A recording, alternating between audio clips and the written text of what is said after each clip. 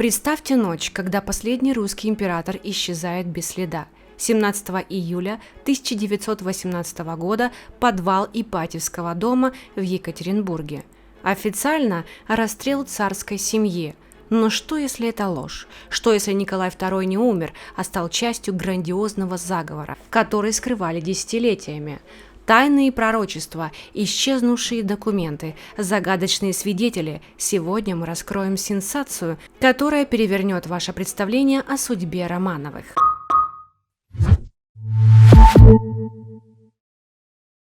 Весной 1901 года в Гатчинском дворце Николая II открывается запечатанный ларец, оставленный императором Павлом I. Внутри пророчество монаха Авеля, умершего 60 лет назад. Текст леденит кровь. На венец терновый сменит он корону царскую.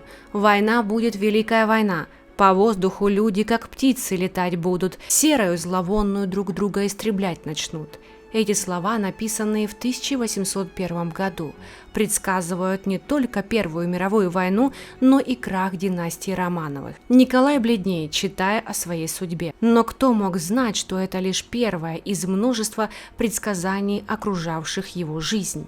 Почему монах, живший столетия назад, видел гибель последнего царя? В 1891 году, еще будучи наследником, Николай посещал Японию. Там в сопровождении принца Георга и переводчика маркиза Итто он встречает монаха-отшельника Теракута. Старец смотрит на молодого цесаревича и произносит: «Опасность витает над твоей головой, но смерть отступит, ибо трость будет сильнее меча». Эти слова записаны переводчиком и позже подтверждены в мемуарах Итто. Вскоре на Николая совершается покушение. Японский фанатик наносит удар саблей, но цесаревич выживает благодаря трости, которой он отбивается. Случайность или пророчество уже начало сбываться? Почему эти мистические предсказания окружали царя всю его жизнь? Ночь 16 на 17 июля 1918 года. Подвал дома инженера Ипатьева в Екатеринбурге. Семья Романовых, Николай, Александра, их дети и приближенные спускаются в тесную комнату. Официальная версия: их расстреляли по приказу большевиков. Но что, если все было иначе? В 1991 году под Екатеринбургом находят останки, предположительно принадлежавшие царской семье. Генетическая экспертиза подтверждает идентичность лишь части тел. Где останки Алексея и одной из великих княжон? Почему в отчетах следователей появляются противоречия? Например, в дневниках Якова Юровского, руководившего расстрелом, указано, что тела сожгли, но археологи не находят следов массового сожжения. Еще более странно, в 1920-х годах по Европе начинают ходить слухи о выживших Романовых. Женщина, которая называет себя Анастасией, появляется в Германии. Ее мемуары, знания дворцовых деталей, даже шрамы вызывают шок у иммигрантов. Но почему ее так быстро объявили самозванкой? Документы, связанные с расстрелом, исчезают из архивов, а свидетели один за другим умирают при загадочных обстоятельствах. Кто-то явно хотел скрыть правду. Что если Николай II и его семья не были убиты, а тайно вывезены? И кем был тот, кто организовал этот спектакль? К 1917-му Николай II становится неудобной фигурой не только для большевиков, но и для собственной элиты. Великие князья, генералы и даже союзники России, все они недовольны его правлением. Почему? Царь отказывается сдавать позиции в войне, несмотря на экономический кризис. В 1916 году британский посол Джордж Бьюкенен в секретной переписке с Лондоном пишет: «Император упрям, его окружение слабое». Эти слова подтверждают документы, рассекреченные в 2000-х годах. Но что, если союзники решили избавиться от Николая? В феврале 1917 года в Петрограде вспыхивает революция. Генералы, включая Алексеева и Русского, убеждают царя отречься. Но почему они так настаивали?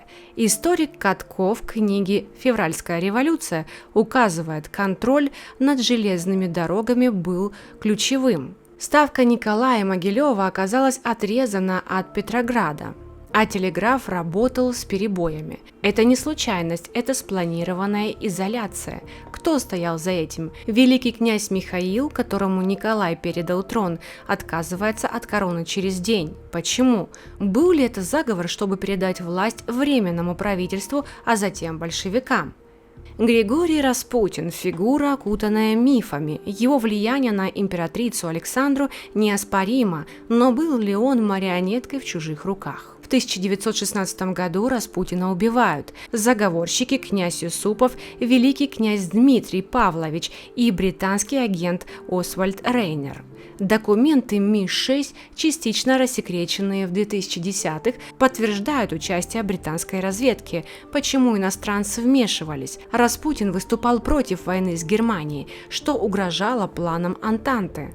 Но вот что шокирует. За день до убийства Распутин пишет письмо Николаю, предсказывая свою смерть и гибель династии. «Если меня убьют дворяне, ты потеряешь трон через 2 года». Это письмо сохранилось в архивах и было опубликовано в 1920-х годах. Как он мог знать и почему его убийство стало катализатором для дальнейших событий?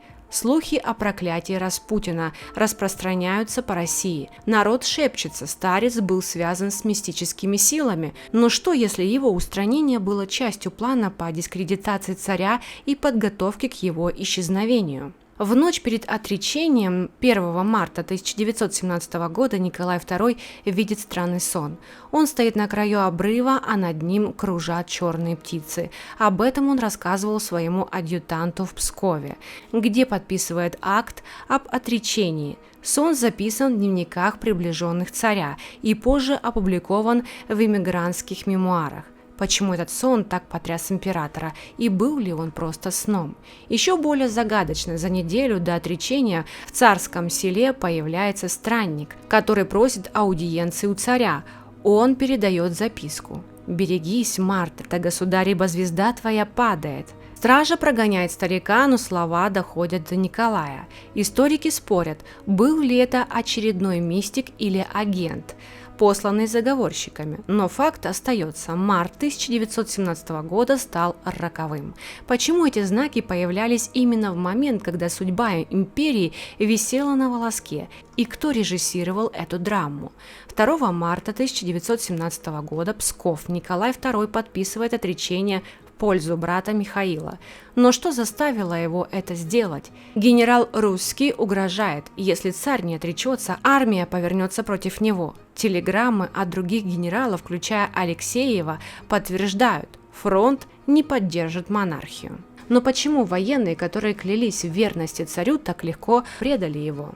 Историк Мультатули в книге «Николай II. Отречение, которого не было» утверждает: документ об отречении мог быть подделан. Оригинал акта не сохранился, а копии имеют противоречия в подписях. Еще одна сенсация: вдовствующая императрица Мария Федоровна в своем дневнике пишет, что сын был вынужден отречься. Она упоминает давление со стороны Думы и иностранных послов. Британский историк Энтони Саммерс в книге «Дело Романовых» указывает, союзники обещали Николаю безопасность в обмен на отречение. Но почему это обещание не было выполнено? И куда исчезли документы, подтверждавшие эти переговоры? В 1917 году, пока Россия тонет в революции, появляются слухи. Николай II ведет секретные переговоры с кайзером Вильгельмом II. Их связывали родственные узы. Оба были внуками королевы Виктории. Немецкие архивы, частично открытые в 1990-х, содержат письма, где Вильгельм предлагает Николаю убежище в Германии в обмен на сепаратный мир. Но почему царь отказался? Или не отказался? В 1918 году, уже после расстрела, в Берлине появляется человек, называющий себя посланник Романовых. Он передает немецким офицерам шкатулку с драгоценностями, принадлежавшими Александре Федоровне. Откуда она взялась? И почему большевики, захватившие Екатеринбург, не нашли эти сокровища? Слухи о том, что Николай мог быть вывезен в Германию, будоражат иммигрантские круги. Но кто мог организовать такую операцию и почему все следы обрываются? В 1920-х годах в Сибири появляется человек, называющий себя Алексеем Николаевичем. Он утверждает, что выжил в Ипатьевском доме и был спрятан крестьянами. Его допрашивают ЧК, но вскоре он исчезает. Документы по его делу засекречены до сих пор. Почему?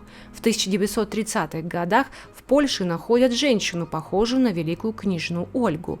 Она говорит на русском с царским акцентом, но ее быстро высылают. Кто мешал этим людям рассказать правду? Еще более шокирующая история коменданта Ипатьевского дома Александра Авдеева. В 1919 году он внезапно умирает от сердечного приступа в возрасте 40 лет. Его дневники, где описывались события июля 1918 года, пропадают. Другие охранники дома также умирают при странных обстоятельствах. Кто-то тонет, кто-то падает с лошади. Случайность? Или кто-то систематически убирал свидетелей? Почему правда о той ночи так тщательно скрывалась? С 1920-х годов появляются слухи. Расстрел Романовых был ритуальным убийством. В 1990-х годах Следственный комитет Российской Федерации изучает эту версию, но не находит доказательства. Однако в книге Якова Юровского есть странная деталь. На стене подвала обнаружены надписи на идише и каббалистические символы. Что они означали и почему их так быстро замазали? В эмигрантских кругах ходит легенда: большевики инсценировали расстрел, чтобы отвлечь внимание от настоящего плана – вывода царской семьи за границу. В 1921 году в Париже появляется брошюра, где утверждается, что Романовых обменяли на немецких пленных. Автор брошюры – бывший офицер Белой армии, вскоре погибает при взрыве. Почему эта версия вызывает такой страх и кто стоял за этими слухами? В 1896 году в Англии Николай II встречается с экстрасенсом Луисом Хаманом, известным как Хейро. Тот читает по ладони царя и предсказывает: ты потеряешь трон, но судьба сохранит тебя. В 1914 году Хамон вновь встречается с Николаем в Петергофе и повторяет: твоя жизнь в опасности, но смерть обойдет тебя. Эти слова записаны в мемуарах Хамана, опубликованных в 1920-х годах. Как он мог предвидеть будущее? Еще более странно, в 1918 году после расстрела Хамон пишет в своем дневнике: «Царь жив, но скрыт от мира». Эта запись вызывает бурю споров. Почему ясновидящий был так уверен? И почему его слова совпадают с другими пророчествами, окружавшими Николая? Была ли это мистика или часть заговора, где Хамон играл свою роль? В 1990-х годах после распада Советского Союза часть архивов КГБ становится доступной, но документы о расстреле Романовых остаются под грифом «секретно». Почему? В 2000-х годах историк Баханов находит в архивах намек. В 1918 году из Екатеринбурга в Москву отправлен засекреченный поезд с ценным грузом. Что это был за груз? В 2010-х годах в Швейцарии находят банковский счет, открытый на имя Николая Романова в 1919 году. Кто мог открыть его после смерти царя? И почему швейцарские банкиры отказываются открыть детали? Эти вопросы будоражат историков. Неужели Николай II или его доверенные лица продолжали действовать после 1918 года? В 1920-х годах в Китае появляется человек, называющий себя Николаем Романовым. Он говорил на русском, знает дворцовые обычаи и даже показывает шрамы, похожие на те, что были у царя после покушения в Японии. Местные иммигранты в шоке, но вскоре он исчезает. Кто это был? Самозванец или настоящий царь, скрывавшийся под чужим именем? Еще более сенсационно, в 1930-х годах в Канаде находят человека, похожего на Николая II. Он живет под именем Джон Смит, но его манера и акцент выдают аристократа. Местные жители замечают, он избегает разговоров о России. После его смерти в 1940-х годах в его доме находят медальон с портретом Александры Федоровны. Почему эта находка так и не была расследована? И сколько еще таких двойников появлялось по всему миру? Сегодня, спустя век, судьба Николая II остается загадкой. Официальная версия гласит, он был расстрелян. Но почему тогда так много противоречий? Почему архивы до сих пор закрыты? Почему свидетели исчезали, а пророчества сбывались? Может ли быть, что последний император выжил и был спрятан, чтобы избежать мести большевиков? В 2020-х годах в России находят письмо, якобы написанное Николаем II в 1920 году. В нем он обращается к верным слугам и просит сохранить тайну. Письмо проходит экспертизу, но результаты не публикуются. Почему? И что, если правда о Николае II все еще скрыта где-то в архивах, ждущих своего часа? Подписывайтесь, ставьте лайки и пишите в комментариях, верите ли вы, что Николай II выжил. Это может изменить наше представление о прошлом.